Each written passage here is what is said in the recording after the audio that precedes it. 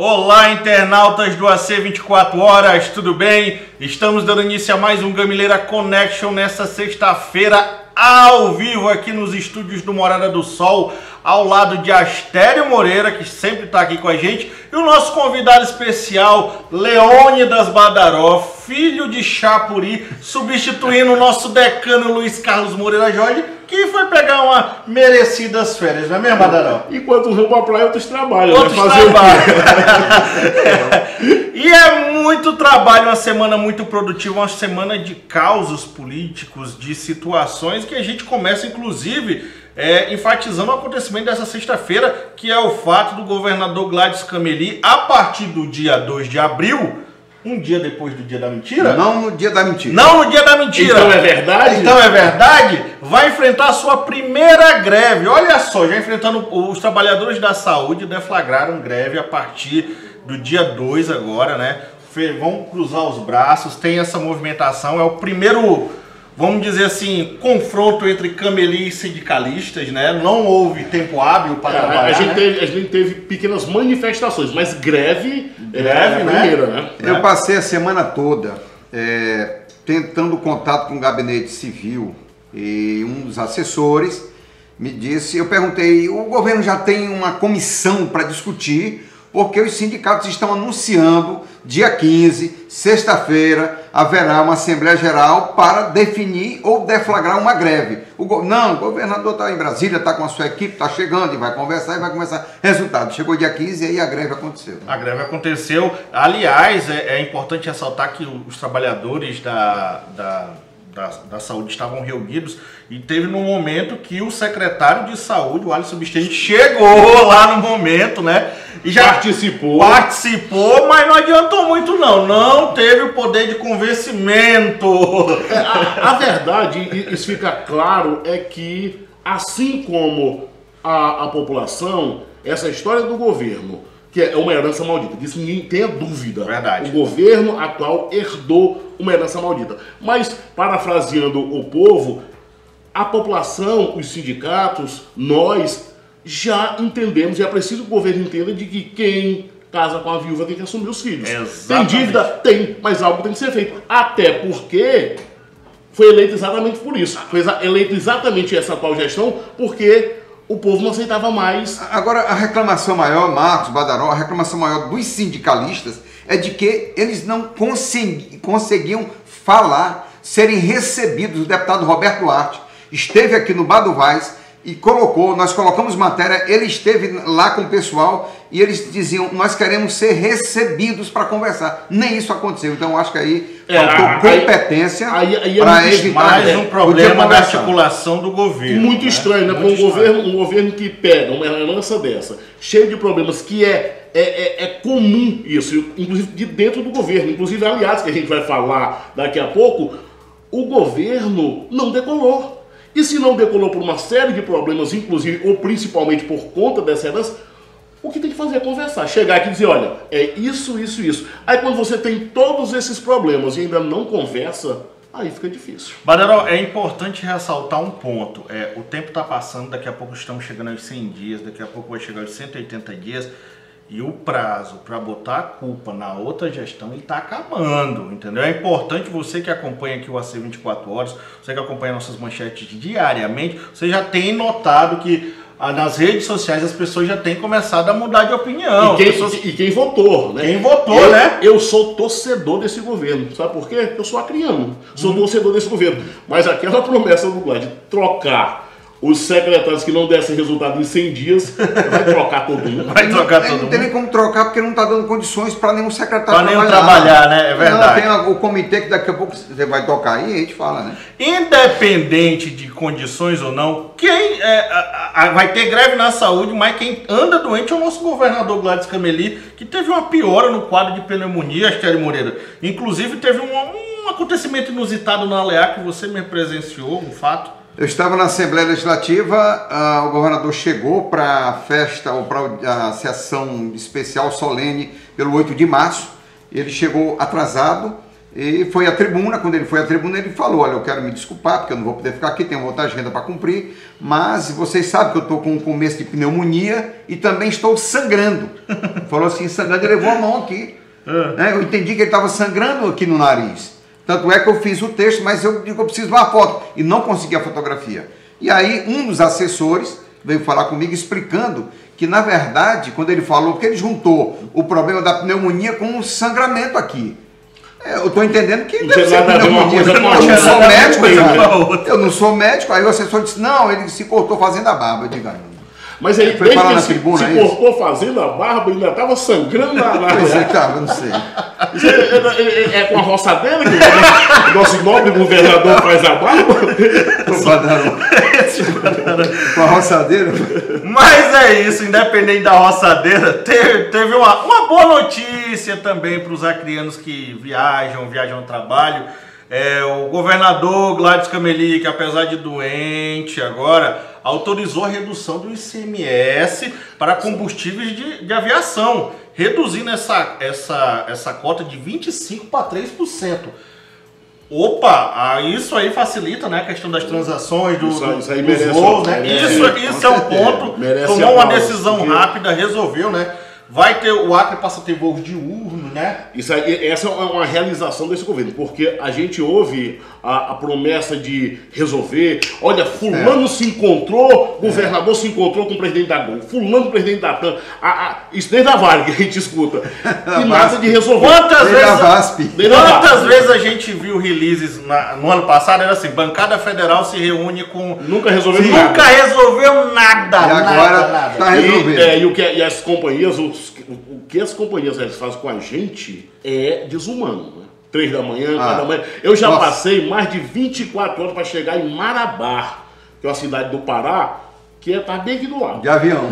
Não, de avião, não foi a pé não, esse tempo todo. Então, assim, é desumano, é uma falta de respeito com o consumidor, o que as companhias fazem.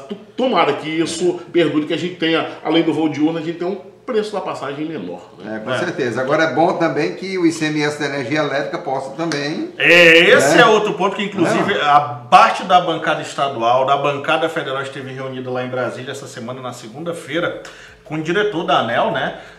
Tentando lá resolver, parece que não resolveu nada, na verdade. Foi só uma conversa lá, ele tentou justificar, apresentando como é que é feito o cálculo. Essa história do cálculo aí. Esse cálculo aí. Lá em casa eu já avisei pra mulher, vou comprar uma moringa, que é do tempo do nosso tempo. Ela fica friazinha, né? Gelada, mas... Porque tá difícil a situação. Isso tem essa questão da energia. Também tem a questão que até o deputado Edivaldo Magalhães propôs lá na Assembleia Legislativa, que era também a desoneração do ICMS, do ISS, naquelas pessoas que tiveram prejuízo no incêndio lá no Calçadão, né? Sim, que também muito importante também. Um amparo nessas pessoas que estão no Estado e da Prefeitura, né, que estão tentando sair aí, se alavancar, né? O que na verdade isso é consenso é que a tarifa no Acre é um absurdo. A tarifa de energia no Acre é um absurdo. A tua energia no mês passado e desse veio quanto, Badara? Olha que eu não tenho. Eu queria mesmo ter a energia do deputado Jonas. a minha subiu mais de R$80.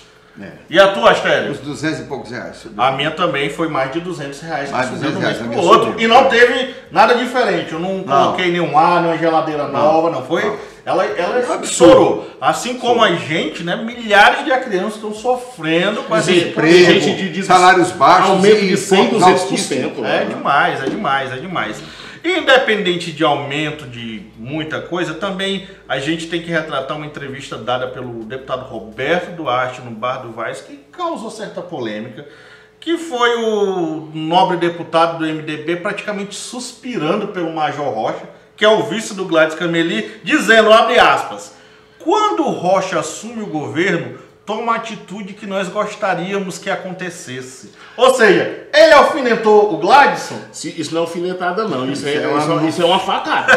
É uma peixeirada. Assim, bem segura. Porque assim... Bem segura. Primeiro que o Roberto Duarte, ele tem, eu acho isso muito bacana, ele tem cumprido, eu fiz isso logo que eu entrei aqui na C24 Horas, uma matéria sobre isso, ele tem cumprido com o que prometeu na campanha, que é muito difícil a gente ver. Ele tem mantido a independência em relação ao governo. Mas eu acho demais com um aliado. Eu não sei se ele foi infeliz e de besta o Roberto Duarte, não tem nada. Eu tenho dúvida se ele foi infelicidade ou se foi proposital, mas foi pesado. Ele disse, textualmente, está gravado, você vai lá depois, Bardo vai estar aí, ele disse o seguinte: quando o Rocha assume, ele toma atitudes que nós ele quer dizer que o outro não está fazendo, que o outro não está governando, que o outro não está mandando, que o outro não está decidindo. É isso que ele quis dizer. E é duro, mas aliás, ele disse. Não foi essa questão de governar, ela gera muitos problemas também. Por exemplo, na semana retrasada, antes do carnaval, as comissões permanentes da ALEAC foram instaladas, né? Todo mundo ali trabalhando, tentando, já analisando alguns projetos. E nesse período, a Casa Civil até agora não se manifestou em mandar nenhum projeto. Conversando com o Ribamar Trindade, o chefe da Casa Civil, ele disse assim, tava tudo sendo analisado pela PGE. Aí lá a gente vai, conversa, aí eu pergunto a PGE também, rapaz, aqui não tem nada não. Então, o projeto sumiu. Entre a Casa Civil e a PGE se perdeu. Se perdeu, né?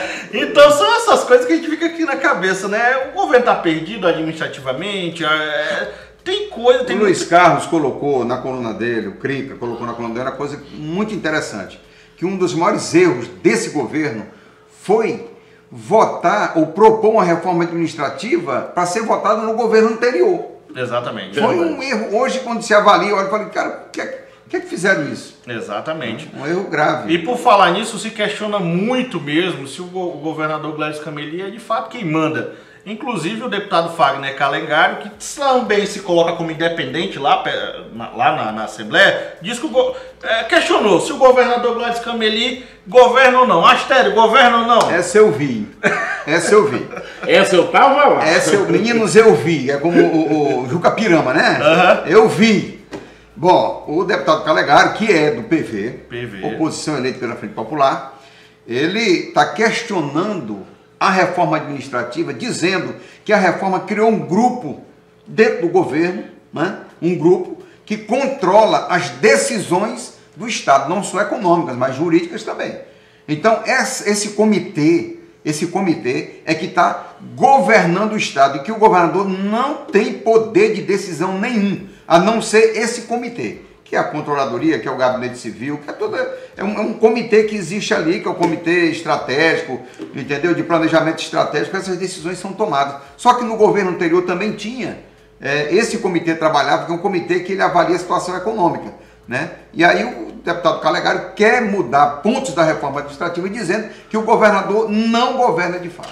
Vamos lá, para entender, é preciso fazer aqui um adendo só, que o Calengário, ao dizer isso, que é uma afirmação muito pesada. Sim. Né? Principalmente de quem namora, porque está saindo do PV, isso é claro, de quem namora com partidos aliados do governo. Aí vai juntar o Calengário e o Roberto Duarte, pronto, não precisa mais da oposição. Daniel Zen. Aliás, é importante eu ter ressaltado, Daniel Zen tem estado zen. Tem estado zen. Edivaldo Magalhães também tem estado muito tranquilo, né? Os adversários do Gladson. E o Nenê Almeida metralhando. Que faz com que o pobre do Jardim perca os cabelos que não tem, é o Roberto Duarte e o Calengário. E o Calengário, é bom adendo sobre isso, que ele está legislando em causa própria, porque ele é o homem das terceirizadas. O que não justifica, sabe por quê? Nós temos centenas ou milhares de pais de família que não recebem. Nós vamos falar disso sobre aqui. Todo dia o AC 24 Horas recebe a denúncia de um terceirizado que não recebe, de várias empresas. E aí vai aquela coisa, o cidadão que não tem o que botar na boca da sua família, ele não quer mais saber se foi o Tião que não pagou, não quer mais saber. Ele quer receber porque é direito. O que tem que se entender, que tem que partir para essa conversa franca e dizer assim, meu amigo, nós não estamos podendo pagar, a gente vai dar um jeito. Mas pode. O Gerlin disse que pode, tem dinheiro. Agora o que não pode, mas essa conversa de não, mas foi o Sebastião que não pagou. Não, tem janeiro, fevereiro e março. Tem dinheiro, mas ainda não pagou. O fato também te deu uma notícia aqui dizendo que os terceirizados da OCA estão reclamando de salários atrasados. Gente que não recebe há muito tempo, né? A gente está ressaltando isso aqui.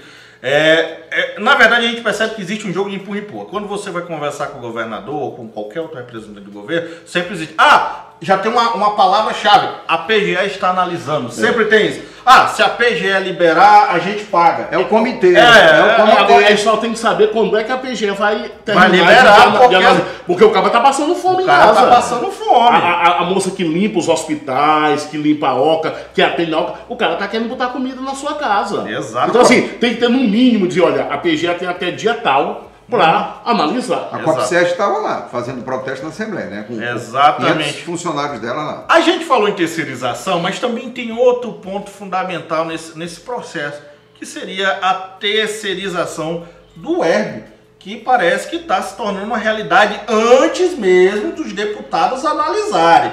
A gente teve informações aí que já existe grupos de trabalho, levantamentos sendo feitos, até profissionais de fora de outros estados sendo convidados para vir aqui para o Acre já começar a trabalhar, começar a fazer esse levantamento. O jogo da política é muito bacana, né? Porque no final da gestão do Tião, vamos terceirizar, um desmaiou com um canto, outro teve um AVC, não vão terceirizar, vão acabar com a saúde. Agora a terceirização é boa. De forma que, muito imparcial como sou, acho uma boa alternativa, desde que seja discutido, porque tem Brasília, você tem uma gestão muito bacana em Goiânia, então assim, a terceirização deu certo em vários locais. O importante é discutir com calma.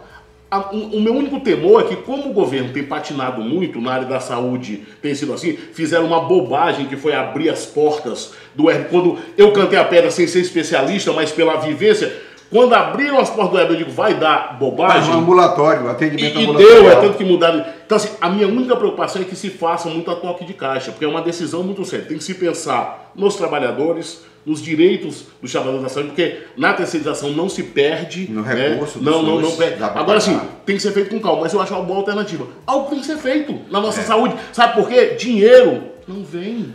Dinheiro não tem mais. Eu conversei com o deputado Roberto Duarte, logo após a entrevista no Bar do Vaz, dada aqui no AC 24 Horas, ele foi muito sincero. Olha, eu sou favorável à terceirização, mas desde que tem um problema.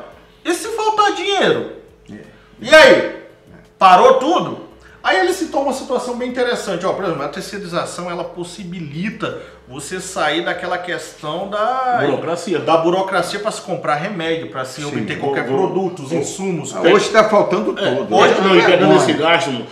Hoje está muito mal. Se você pegar, por exemplo, em algumas situações, se precisa de um remédio que custa um determinado valor, tem um cara morrendo, ele não tiver. É óbvio que é uma falta de planejamento, mas o governo tendo dinheiro, querendo comprar, não compra, porque a legislação não permite. Exatamente. Enquanto se for terceirizado, mete a mão no bolso, vai lá, me dê. Acabou. A burocracia é tão grande para se comprar um lote de remédio, comprar insumos, uma licitação demora de 3 a 6 meses, minha gente. Sem falar que quase toda licitação, ou quando é deserto, o cara vai lá e faz a impugnação por causa da falta da assinatura de não sei o quê, uma vírgula que faltou no documento. E ainda tem os questionamentos do Ministério Público, Tribunal de Contas. Existe um mundo de situações que essa burocracia, né, o serviço público exige. Agora, assim, só para completar essa coisa da terceirização, para quem está nos assistindo, para que entenda como funciona, não é assim a Deus dará. Tu entrega, o Astério agora vai estar aqui o dinheiro e te vira. Tem uma série de regras que precisam ser cumpridas, inclusive número de atendimentos, número de cirurgias, sempre para cima. Então, assim, é muito bem amarrado, se for bem feito, que a gente espera que seja o que aconteça aqui, né? Exatamente. E por falar em uma coisa bem feita, que a gente espera que seja bem feita mesmo, é a questão dos buracos de Rio Branco. Aliás, a prefeita Socorro Neri, que foi lá na Assembleia Legislativa ser homenageada, né? E disse, inclusive, usou até usou a expressão que às vezes é muito criticada por ser mulher. A gente não queria nem acreditar nesse tipo de exclamação dela. Mas, de qualquer forma, essa semana ela declarou que a Prefeitura de Rio Branco pretende investir 50 milhões para tapar os buracos de Rio Branco. Manteiga em venta de gato. Astério, me conta aí o que tu tá sabendo disso. 50 milhões. É uma fortuna, é uma mega cena. Mas para tapar buraco em Rio Branco, é manteiga em venta de gato. Por que é que eu digo isso? Em conversa com o Luiz Carlos, ele esteve conversando com um secretário de Estado, muito experiente, que já foi do DENIT, inclusive. A pessoa falou, ninguém sabe. A primeira letra dele é Tiago Caetano. Ninguém sabe, imagina, vai. Falou, disse, olha, 50 milhões não faz 5%. Olha porque só. O grande problema de Rio Branco é que como não está se tapando buraco como deveria, tem um argumento da falta de recurso e que está chovendo muito, a chuva vai estragar o asfalto.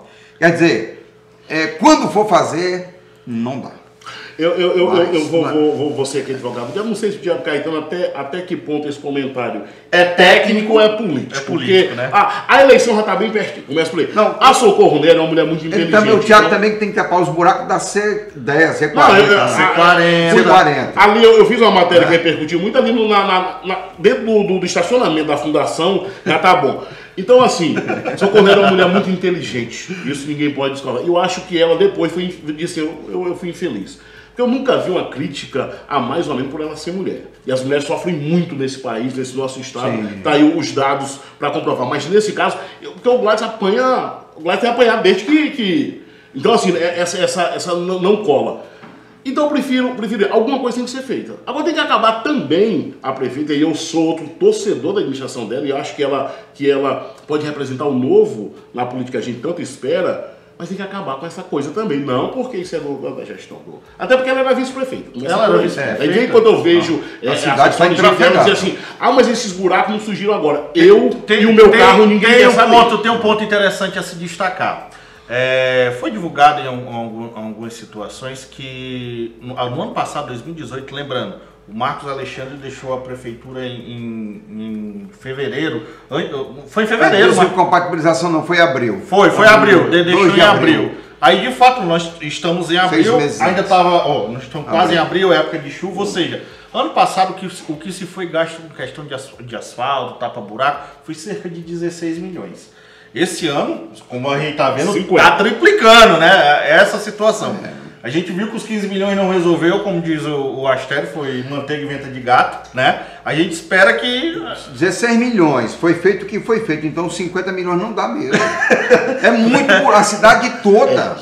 Você vai na cabeça da ponte aqui, da quarta ponte ali, que vai para Amadeu Barbosa, e o Parque da Maternidade está ficando com um buraco que daqui a pouco está atolando. Então muito buraco. Não é uma crítica pessoal. Você não anda. Você é uma pessoa excelente. Você não anda em lugar nenhum que não tenha. Tem buraco esperando a vez. Assim, ele está esperando a vez para ocupar porque não tem lugar para ele. E essa história de que não tapa buraco no inverno, eu sei que a comparação sempre é um pouco falha. Mas a prefeita de Brasília, a prefeita Fernanda, por exemplo, está tapando no inverno, irmão. Está tapando buraco, está fazendo ramal, fazendo ponte e tal. É melhor que o asfalto se perca um pouco quando se faz no inverno do que o carro das pessoas, os carros se arrebentam. Ou então, aqui me correu, eu não sou especialista, não sou engenheiro, mas que faça algo paliativo para que não aumente. O problema é que além de não estar dando a manutenção, está aumentando. Então o negócio que era um... Angeli tapava buraco. Era um buraco que vai se transformando numa cratera. Exatamente. Independente de cratera ou não, existe uma boa notícia também na política que estão dizendo aí, segundo informações publicadas no AC 24 Horas, que a ponte sobre o Rio Madeira, enfim, será inaugurada, será entregue em setembro pelo presidente Jair Bolsonaro, em evento aí. Igual essa ponte, só a obra do Hermes. Olha, eu só queria, eu sei que muita gente critica e tudo, mas eu queria...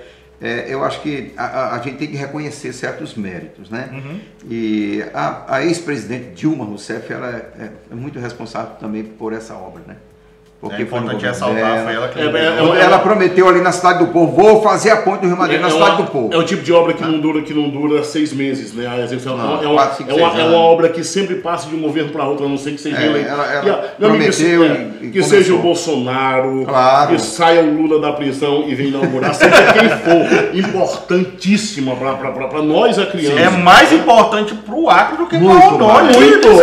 Nossa, vai ser bom demais, né? Vai ser muito bom, né? Essa é uma boa notícia. E de qualquer forma... setembro, né? Setembro. Inauguração em setembro. Com direito a Gladys Cameli, direito a governador de Rondônia vem também. Tem a de Brasileia aí, né? E tem também a obra de Brasileia, né? A ponte aí que vão refazer, né? O Gladys vai fazer uma ponte nova em Brasília. Uma ponte nova em Brasília. Precisa realmente. Aquela ponte. E a gente tem que lembrar da Sibéria também, né? De Chapuri, rapaz. A Sibéria virou lenda urbana, cara. Porque eu não tô brincando.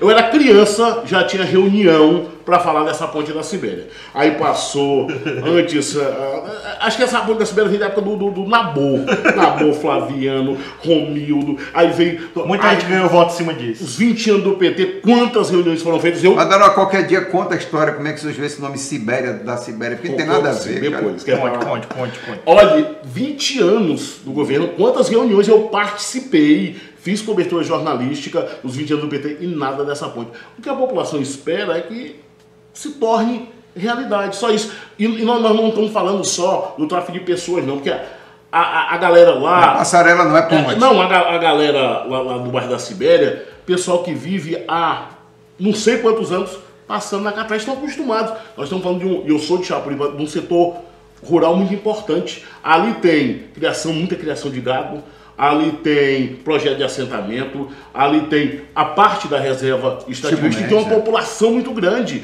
Nós estamos falando de escoamento de produção. É óbvio, comodidade que o cidadão, que é filho de Deus, quer também. Né? Exatamente. E depois desse relato do nosso especialista em Chapuri, Leônidas Badaró, a gente vai encerrando o nosso Gamileira Connection por aqui. A gente espera você conectado com a gente também na próxima semana. Continue conectado no AC 24 horas e assista também as entrevistas no Bar do Vaz. Então, tchau, pessoal!